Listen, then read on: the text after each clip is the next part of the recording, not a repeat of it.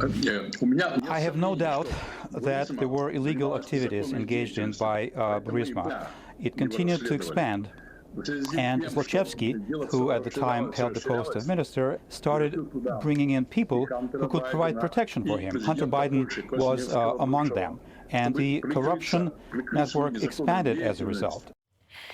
In a Fox News exclusive, Ukraine's former Prosecutor General, who was fired while investigating Burisma, is sharing allegations about the Biden family corruption scandal. One Nation host Brian Kilmeade joins us now with more on his exclusive interview. Brian, good morning. It was a great interview. Nice very well done thanks. Line of questioning. First of all, real quick, how did you line that up? Taylor Walters reached out, just tried to hunt it down for the last month or so, and finally they said, you know, you're the only one to really request. He's sitting by himself in a war zone, $800 a month he's living on, and he has a book. They tried to kill him. He feels someone trying to kill him. He had mercury poisoning 3 times. He said twice I was clinically dead, and then we got the medical records to back it up, and he would like to get his story out. He says nobody wanted my side of the story, so that was my goal. You know, I'm not telling you that he walks on water. I'm not telling you everything he's done is above board. I don't know. But I know this. The narrative is wrong. Poroshenko asked him to come out of retirement to straighten things out after the puppet government of Russia was overthrown in a legitimate election. He said, well, for the West to endorse us, for the EU to accept us, we have to get rid of corruption. Enter guys like Shokin. And he came in. And he's just trying to gut things. And a lot of people didn't want him to do that. And one of which, it seems, is Burisma. And the 2 people put on that board who have no qualifications, Devin Archer and Hunter Biden. And what are they doing? Some sort of protection.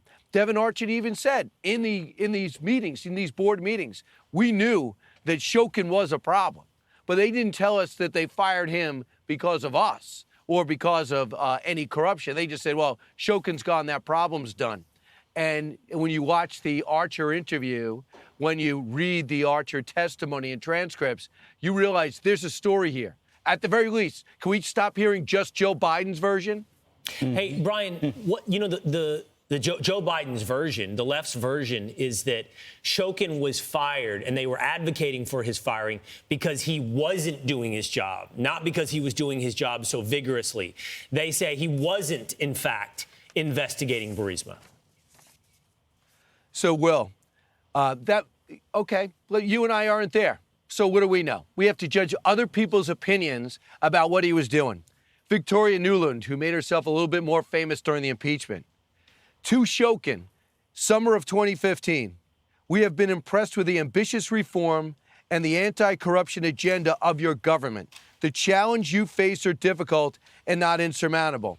The CIA official, Eric Ciaramella, which is an Italian, I should be pronouncing that better, says this: we are super impressed with the Shokin group. He had 2-hour conversation with the challenges they face, and that's when a word came up about he was in there. They asked him, why was Shokin fired?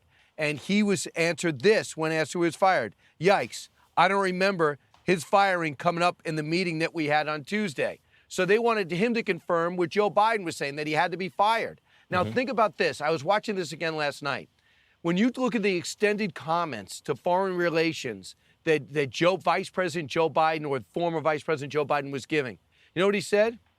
When Poroshenko was told, fire the prosecutor, you don't get your $1 billion. He says, you're not the president. Now, stop right there. You're not the president because perhaps Poroshenko says, I didn't know this was your policy. Right. I mean, it makes one think again to say, wait a second, was this guy wildcatting on his own, the vice president? Yeah. So, I mean, why can't we ask these questions? No, listen, it's just so shocking that you're the first person to ask to interview this guy. Good on you. We have been super impressed with this interview. Here's another clip that I find very interesting. Watch. There is no doubt that his actions have damaged the U.S. reputation in Ukraine. It is public knowledge.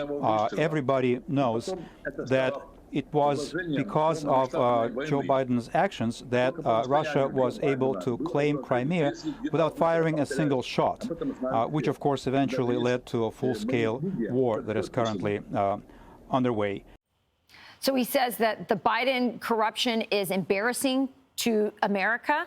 And then he also says that it's responsible for why Russia was able to take Crimea without firing a shot. Can you explain what he means by that? I can't. And I tried to get him to expand on that because the timing isn't exactly right. In 2014, Crimea was invaded. 2015 is when he was fired.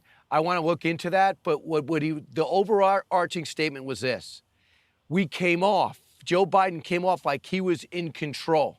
And it humiliates another country. Yeah. When you have another country's leaders go, yeah, fire this guy, keep this guy, rotate him out. You better do this, and here's your $1 billion. Ukraine obviously has a lot of pride in being Ukrainian.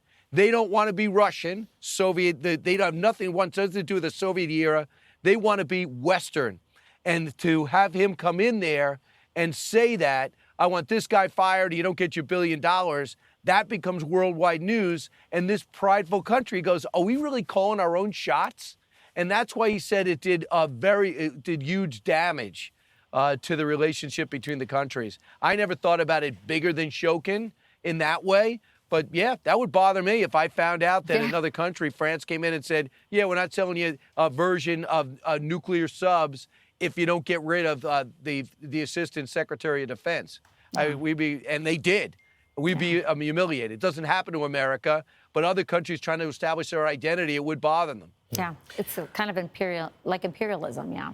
I'm Steve Doocy. I'm Brian Kilmeade. And I'm Ainsley Earhart. And click here to subscribe to the Fox News YouTube page to catch our hottest interviews and most compelling analysis.